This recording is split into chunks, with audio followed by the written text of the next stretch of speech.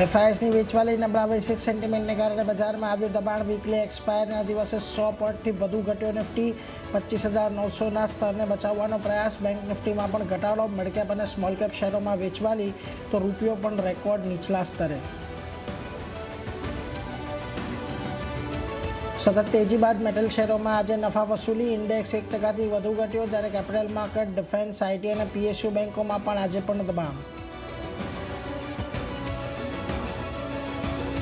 PM મોદીની જોર્ડનની મુલાકાતને કારણે ફર્ટિલાઇઝર સ્ટોકમાં આવી તેજી. ફોસ્ફરિક એસિડ અને ડેપ જેવા કાચા માલ જોર્ડનથી આવવાની અપેક્ષા. ફેક્ટ, ચંબલ અને આરસીએફમાં 3થી 5% વધારો.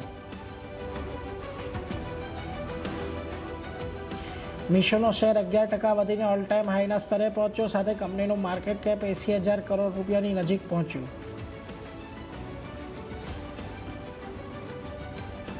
આજે લોકસભામાં રજૂ કરવામાં આવશે ઇન્સ્યોરન્સ સંશોધન બિલ. ઇન્સ્યોરન્સ સેક્ટરમાં એફડીઆઈસીમાં 74%થી વધારીને 100% કરવાનો પ્રસ્તાવ.